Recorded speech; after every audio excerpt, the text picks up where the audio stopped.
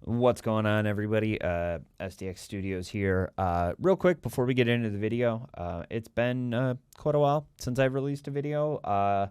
So if you're watching this and you like it, consider dropping a like, maybe a comment. If you want to see more of my stuff, consider dropping a sub on my channel. When you kind of disappear for a little while, you start to lose a few of your subscribers, which of course, is definitely, to be expected, but, definitely got to start working on getting that sub count up. So if you like this video, consider dropping a sub to the channel. It would mean a lot to me. Thanks. So yeah, today, obviously, we're talking about the G Pro X Superlight 2, a mouse that's not without controversy. Now, we'll get into the specifics, but I think the main sticking point is obviously people were upset that not a ton, or I should say not enough has changed from the original G Pro Superlight to warrant an update. And they were kind of hoping to see, some more changes in some places, but maybe some changes or not changes in some other places, specifically something like the feet. But to see changes in stuff like the side buttons, maybe. Other than that, though, personally, I don't find a lot wrong with the original Superlight. And I am a fan of companies keeping things as close as possible to whatever it is that they've got, and just sort of iterating on their releases. I guess maybe a lot of people don't really remember the dark times of gaming mice when like a company would release a mouse and it would be out for X amount of years, maybe 1 or 2 years, and you'd kind of just be left with that one. And it was basically a roll of the dice if you would see that same shape again. A lot of times that would be it. And that left people who like really found a mouse that they really loved, forced to kind of just stick it out, with whatever version they had for, years on years and years. So seeing mice that have, ever so slightly, the slightest changes basically, to the internals and things like charging is something that I'm super happy about. I think a lot of people wanted a significantly lighter weight. The original G Pro wireless is coming in at about 63-ish grams. The new one coming in at just about 58, 59 grams. People were expecting a significant drop in weight. But I think we're finding, I think we've reached sort of that position where that 50 to 60 gram weight is perfect for, sort of mass appeal. I think getting lighter than that, it was just a few short years ago that the idea of a 60 gram G Pro Superlight was just not something we would have thought of, or a G Pro wireless rather. I'm fine with the 58 grams. I think this sort of 55 gram to 60 gram mark is sort of perfect. The lightest I've gone is about 40-ish grams, and while I do like it, I do consistently perform better, with something around even the 55 gram mark with something like the Superlight.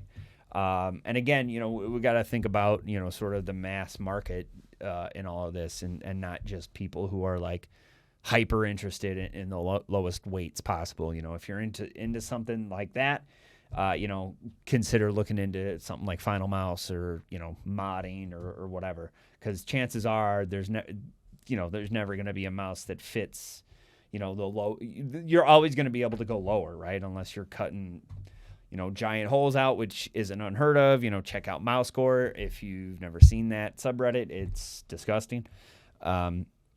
I'm super happy with the weight. I think it's great. I was obviously thrilled to see the, updated USB-C.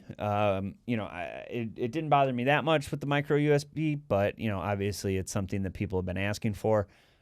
So it was super exciting to see.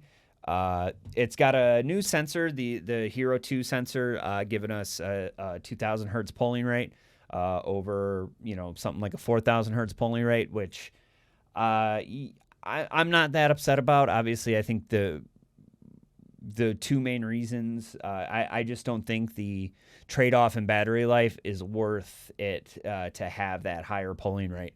I spent a significant amount of time with 4,000 hertz polling rate mice, something like the Viper, and I still think shape and weight, it means way more. Finding something for your, that fits your hand is way more important than something like a high polling rate. Maybe in the next few years, as technology, starts to climb and we start to see, higher and higher FPSs and that sort of thing, that might be a different story. But for now, I don't think it's necessarily the worst thing in the world. I'm curious to see if we'll see some kind of firmware update or something. I like I said, I've got to imagine the biggest trade or the key reason to why we don't see something like a 4K polling hertz or a 4,000 hertz polling rate on something like the G Pro Wireless is that the exchange of battery life just isn't worth it. You end up getting, close to like 30 hours of battery life, and it's just not something I'm willing to do. One of my biggest sticking points with wireless mice was just not wanting to charge my mouse, every couple of days or whatever. Something like every week and a half is great. Obviously with something like the Starlight, I'm charging this like once every month, and I play pretty consistently. I play, usually a couple hours at least every day. So I think that the 2K polling hertz versus, roughly 50 to 60 hours of battery life is a great place to be. I think it's a good trade-off to have. Something like, if performance is the absolute name of the game for you, maybe either consider, a wired mouse, or, there are, other options out there, the Pulsar and the Viper V2. But I don't think it's personally worth the trade-off.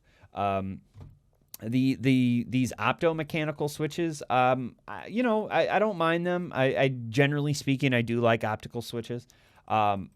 They definitely do feel a tiny bit heavier than the original, and obviously the original Superlight are a tiny bit snappier. I'm just not the type of person that minds optical switches. I like them when I can use them, so it doesn't bother me. There is a little bit of like a ping I've noticed, which is common. It's not the first time I've heard them in optical switches. Let me see if I can get a decent sound test here.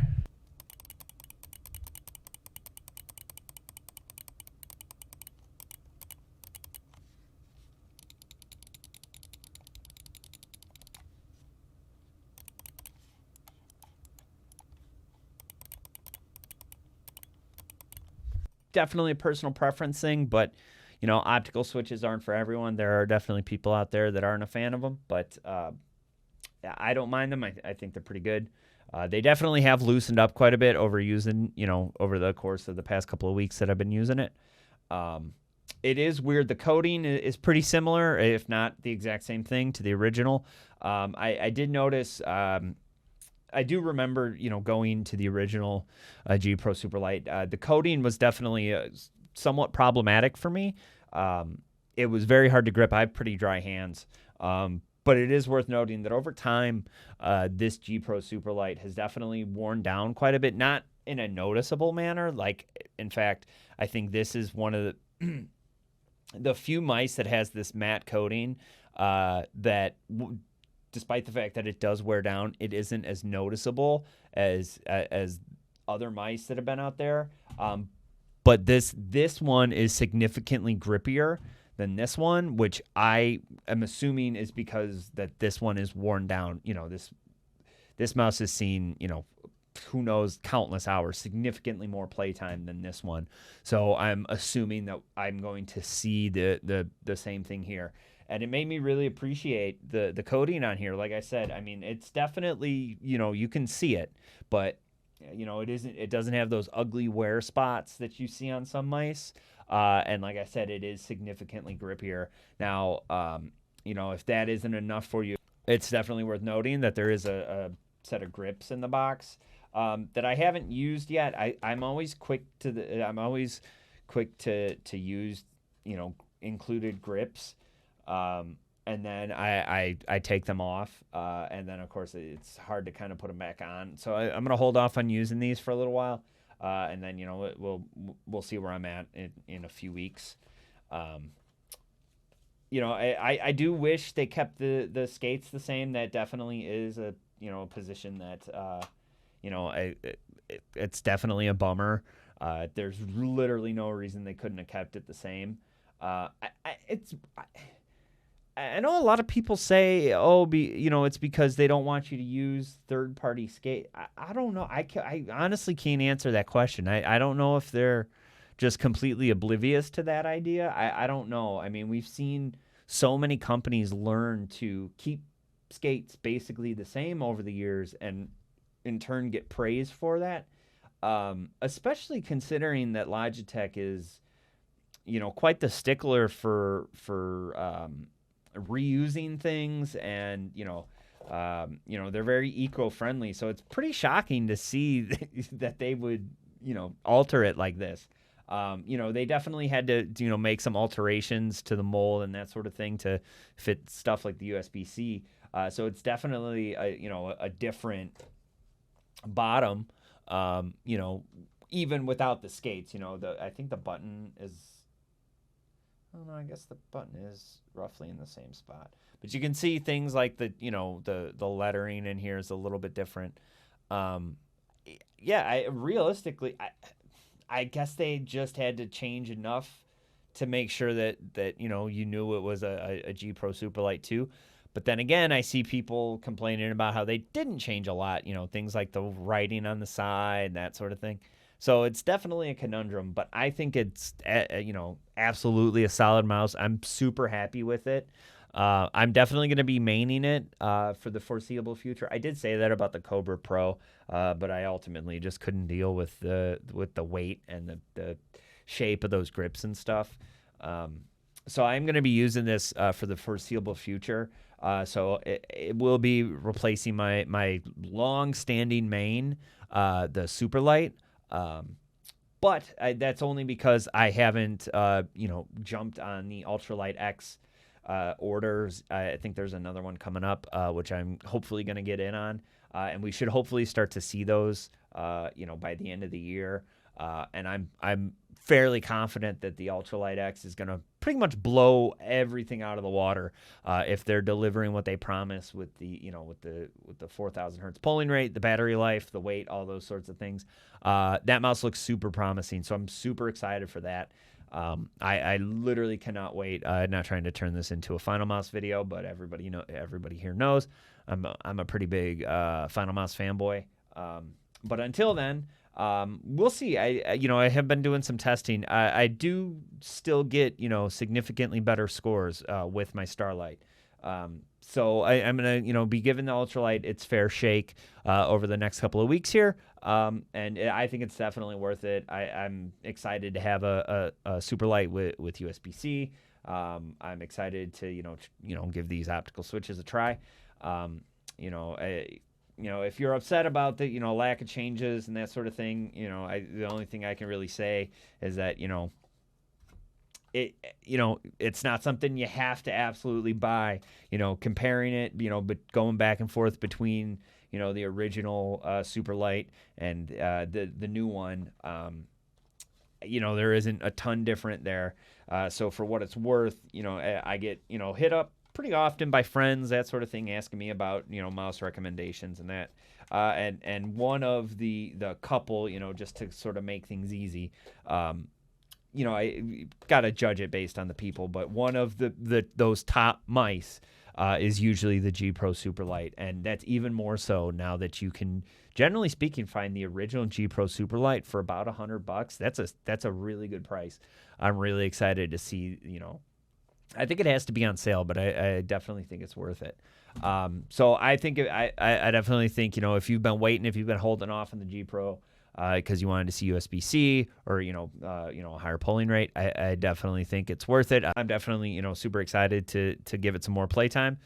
So until next time, I am kind of back in the swing of things. I've been taking a long break, but I'm getting back into the swing of things. So definitely going to be releasing some more videos, over the next few weeks here. It might not all be focused towards gaming related stuff. Definitely, tech, but maybe not just like super focused on gaming. Maybe some peripherals, maybe kind of in that sort of gaming streamer-ish space, and kind of deciding where I want to go with the channel, which, like I said, I'll talk about that in another video.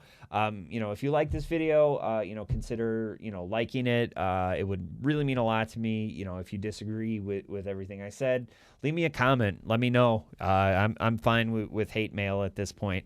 But if you want to stick around, or if you like my content, consider dropping a sub on this channel. It would really mean a lot to me, and I will catch you guys in the next video.